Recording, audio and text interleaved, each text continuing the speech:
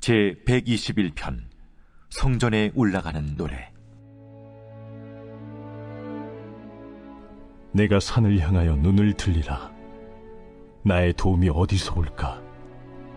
나의 도움은 천지를 지으신 여호와에게서로다. 여호와께서 너를 실족하지 아니하게 하시며 너를 지키시는 이가 졸지 아니하시리로다. 이스라엘을 지키시는 이는 졸지도 아니하시고 주무시지도 아니하시리로다. 여호와는 너를 지키시는 이시라. 여호와께서 내 오른쪽에서 내 그늘이 되시나니 낮의 해가 너를 상하게 하지 아니하며 밤의 달도 너를 해치지 아니하리로다. 여호와께서 너를 지켜 모든 환난을 면하게 하시며 또 내 영혼을 지키시리로다. 여호와께서 너의 출입을 지금부터 영원까지 지키시리로다.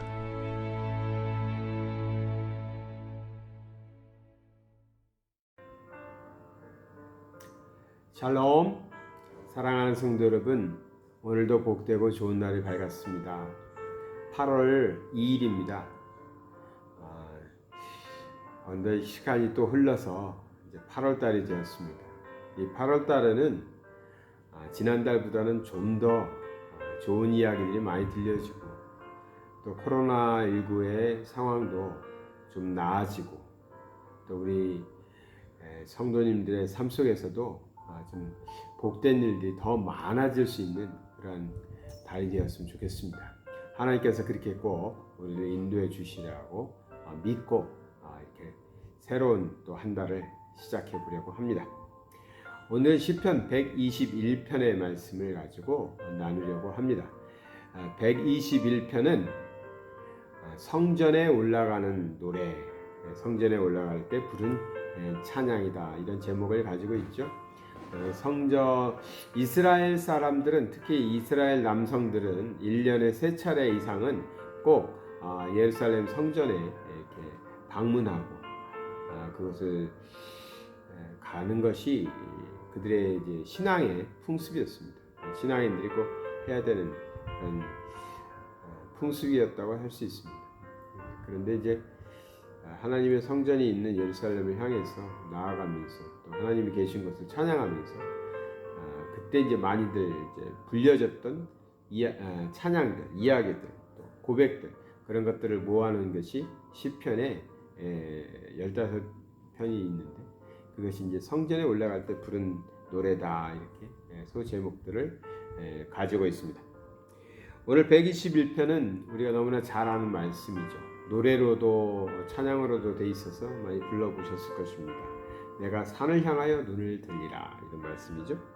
1절에 나오는 내가 산을 향하여 눈을 들리라, 나의 도움이 어디서 올꼬. 우리가 도움을 구할 때, 우리가 어디서 내가 도움받을 수 있을까, 이러한 도움을 구할 때 우리는 산을 향하여 눈을 들었다. 이 산이라는 건 뭐냐면 하르라는 단어를 쓰고 있는데, 이스라엘 사람들에게 있어서는 시온산이 대표적인 산이겠죠. 시온산은 어떤 산입니까? 예루살렘 성전이 있는 곳이고 하나님이 계신 곳이라고 믿는, 그러한 영적으로 하나님이 계신 곳을 하나님의 보좌가 계신 곳, 이렇게 생각하면서 시온산이라는 개념을 갖고 있죠. 그래서 성도들의 보좌 되시는 하나님이 계신 곳, 그것을 이제 상징적으로 표현하는 것이 산이라는 것입니다. 산은 불변성과 또 영원성을 상징하고 있습니다. 물론 오늘날에 있어서 산이라는 것은 꼭 그렇진 않죠. 오늘날에는 뭐 산도 갈아가지고 평지를 만들기도 하고 산을 깎아가지고 바다에 메꾸기도 하고 뭐 그런 거 보면은 산도 변하죠. 그런데 당시 사람들이 볼 때는 산이라는 것은 영원히 변함이 없을 것 같은 그런 불변하고 또 영원할 것 같은 그런 의미를 부여한 것이죠. 그래서 산으로 지금 노래하고 있는데, 하나님을 우리가 하나님을 향하여 바라본다. 변함없는 하나님, 우리를 위해서 끝까지 변함없이 지켜주실 하나님, 그 하나님이 계신 곳을 향하여 우리가 눈을 들겠다. 그것은 이제 산에다가 비유해서 지금 노래하고 있는 것입니다. 그래서 2절에는 나의 도움이 천지를 지으신 여호와께서로다. 그러니까 이 세상 만물을 다 하나님이 지으셨는데 그 하나님이 우리를 지켜주시고 우리를 도와주신다는 것이죠. 그러니까 세상 만물의 모든 것들이 하나님께서 만들지 않은 것이 없습니다. 그렇기 때문에 하나님께서 움직이시면 세상 만물 모든 것들도 다 복종하게 돼 있습니다.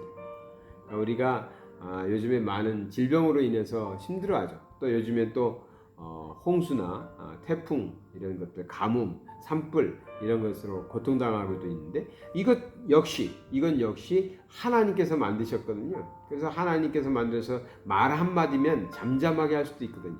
예수님께서 물 위를 걸을 때 파도가 쳤을 때 말 한마디로 파도도 잔잔해지지 않습니까? 그래서 사람들이 그랬어요. 놀래가지고 아니 저분이 도대체 누구기에 저 이렇게 파도까지도 이렇게 저분의 말씀을 들을까? 당연하죠. 그것을 만드신 분이라니까요. 우리 하나님은 그것을 만드신 분이에요. 그러니까 세상에 많은 환란이 있고 어려움들이 있겠지만 그것을 다 다스리시는 그 하나님께서 우리를 지켜주시고 보호해 주신다. 그러니 우리는 그분을 향하여 우리의 눈을 들고 시선을 모아야 된다는 것이죠. 3절에 보면 여호와께서 너를 실족하지 아니하게 하시며 너를 지키시는 이가 졸지 아니하시리로다. 4절은 이스라엘을 지키시는 이는 졸지도 아니하시고 주무시지도 아니하시리로다. 우리를 지키시는 분은 항상 깨어 있어서 우리를 지켜주신대요. 졸지도 않고 주무시지도 않고요. 우리의 발이 실족하지 않도록. 실족이라는 건 뭐겠습니까? 하나님의 진리로부터 우리가 벗어날 때가 있어요. 우리가 까딱 잘못하면 하나님의 뜻에서 벗어나서 내 뜻대로 내 생각대로 살다가 잘못되는 경우가 많거든요. 하나님의 뜻대로 살면은 우리가 어려움 없습니다. 하나님의 뜻대로 살면요, 하나님의 말씀대로 살면 하나님께서 약속하신 삶을 살아요. 근데 우리가 어려움을 당하는 많은 이유를 보면 대부분은 우리가 하나님의 뜻에서 벗어나 있을 때입니다. 하나님의 뜻을 때로는 알면서도 내 뜻대로 하는 경우가 있거든요. 그것이 이제 넘어지는 거죠. 넘어지고 실족하게 되는 건데 하나님이 우리를 그렇게 하도록 내버려 두지 않는다. 항상 깨어 있어서 우리를 그렇게 지켜주신다. 실족하지 않도록 지켜주신다. 5절에서는 여호와는 너를 지키시는 이시라 여호와께서 내 오른쪽에서 그늘이 되신다고 약속하셨습니다. 오른쪽은 더 강한 것, 강한 힘, 또 이렇게 그것을 의미하는데 그늘이라는 것은 뭐냐면 이스라엘 사람들의 그 자연 환경을 보면 낮에는 굉장히 덥고 밤엔 추운 지역입니다. 일교차가 굉장히 심한 나라죠. 그래서 낮에는 그냥 밖에 나가서 서 있기가 쉽지 않습니다. 그럴 때 그늘이 있다면 어떻겠습니까? 그늘 아래 숨으면 그 아래 피하면 시원해지는 것이죠. 그래서 그들이 살아가고 있는 환경 속에서 그늘이라는 건 굉장한 피난처처럼 여겨졌을 것입니다. 그래서 지금 하나님께서 보호하시는 것을 그늘 아래 우리를 두신다 이렇게 표현하고 있는 것이죠. 그래서 6절에 보니까 하나님께서 우리를 그렇게 보호하시기 때문에 낮의 해가 너를 상하게 하지 아니하며 밤의 달도 너를 해치지 아니하리로다. 7절에는 여호와께서 너를 지켜 모든 환난을 면하게 하시며 또 내 영혼을 지키시리로다 했습니다. 하나님께서 우리를 지켜주셔가지고 환난 당하지 않게 해주시겠다는 거예요. 지금 우리는 얼마나 많은 환난 속에 있습니까? 정말 많은 환난들이 우리를 위협하고 있습니다. 많은 사람들이 그 환난 속에서 고통당하고 있습니다. 목숨을 잃기도 합니다. 하나님께서 우리를 지키신다고 약속하셨으니까 우린 그 약속을 믿고 좀 더 담대하게 살아가야 됩니다. 세상 온 인류가 코로나19 때문에 힘들어하고 있습니다. 또 많은 나라들이 홍수와 태풍으로 고통당하고 있습니다.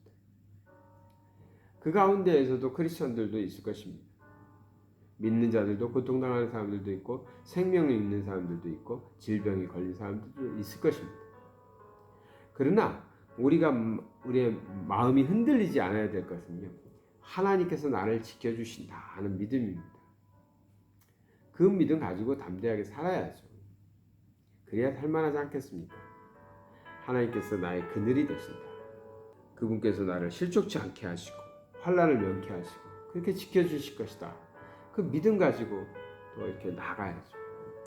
근데 사실 그렇습니다. 아니 하나님께서 이렇게 지켜주신다고 그러는데 그래도 보니까 세상에서 참 어려운 일들도 많이 있고 또 믿는 사람들도 다 그렇게 병도 걸리고 사업도 안 되기도 하고 뭐 가정에 어려움도 생기기도 하고 그러지 않습니까? 이렇게 말할 수 있거든요. 사실 그렇죠. 보니까 믿는 사람들도 그런 사람들도 많이 있습니다. 그런데요, 여기 8절 마지막 절 한 구절을 보면 우리에게 좀 용기가 되는 말씀이 있습니다. 여호와께서 너의 출입을 지금부터 영혼까지 지키시리로다. 무엇을 지키신다고요? 출입을 지켜주신대요. 우리가 나가고 들어오는 것을 우리 하나님께서 지켜주신대요. 내 뜻대로 내 마음대로 다 돌아다니고 내 뜻대로 내 마음대로 다 일을 해놓고 하나님께서 나의 그늘이 되셔서 나를 지켜주실 거야가 아니라 하나님께서 우리의 삶 자체를 관장해 주신다는 거예요.